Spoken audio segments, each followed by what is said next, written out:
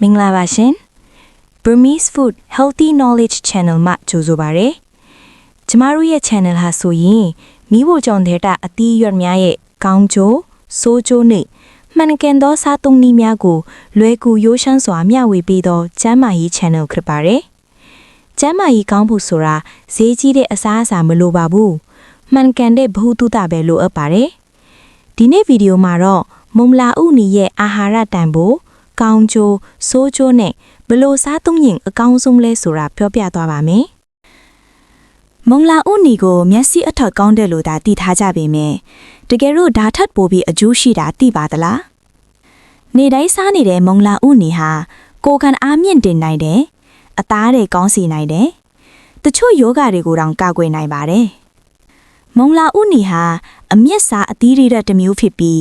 ဘီတာကယ်ရိုတင်များစွာပါဝင်တဲ့အတွက်အနီရောင်ထင်ရှားပါတယ်။ခန္ဓာကိုယ်ထဲရောက်တဲ့အခါဘီတာကယ်ရိုတင်ကိုဗိုက်တမင် A ဖြစ်ပြောင်းလဲအသုံးပြုပါတယ်။မုံလာဥနီ1 kg ခန့်မှာကယ်လိုရီနည်းပါတယ်။ Fiber ပါဝင်ပါတယ်။ Vitamin A, beta carotene အလွန်မြင့်မာပါတယ်။ Vitamin K1, potassium, antioxidants တွေပါဝင်ပါတယ်။အထူးသဖြင့် Vitamin A ကြောင့်မုံလာဥနီဟာမျက်စိအတွက်နာမည်ကြီးပါတယ်။နံပါတ်1မျက်စိကျန်းမာရေး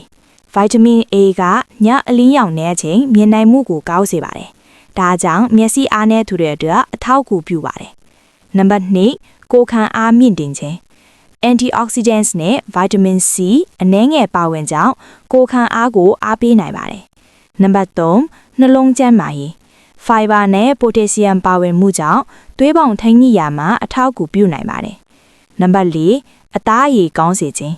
Beta Carotene ကအသားအရည်ကိုအန်တီရယ်ဖြစ်စေတဲ့ Free Radicals တွေကိုတားဆီးပေးနိုင်ပါတယ်။နံပါတ်5အစာကြေစနစ် Fiber ပါဝင်မှုကြောင့်ဝမ်းချုပ်ခြင်းကိုကာကွယ်ပေးပါတယ်။ဆိုးကျိုးများအနေနဲ့ကတော့မုံလာဥနီကိုအလွန်ကျွမ်းစားရင်အသားအရည်အနှဲငယ်လိမ္မော်ရောင်ဖြစ်နိုင်ပါတယ်။ဒါကိုကယ်ရိုတီနီမီယာလို့ခေါ်ပါတယ်။အန်တီရယ်မကြီးပါ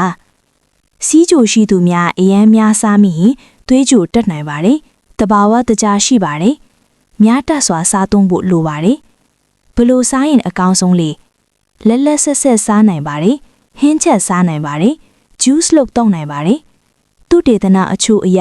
စီနဲနဲ့ချက်စားရင်ဘီတာကယ်ရိုတင်စုပ်ယူမှုပိုကောင်းနိုင်တယ်လို့ပြောထားပါတယ်။အချုပ်ပြောရရင်မုံလာဥနီဟာအာဟာရတန်ဖိုးမြင့်ပြီးမျက်စိနှလုံးနဲ့ကိုယ်ခံအားအတွက်အကျိုးရှိတဲ့အသီးရွက်တစ်မျိုးပါ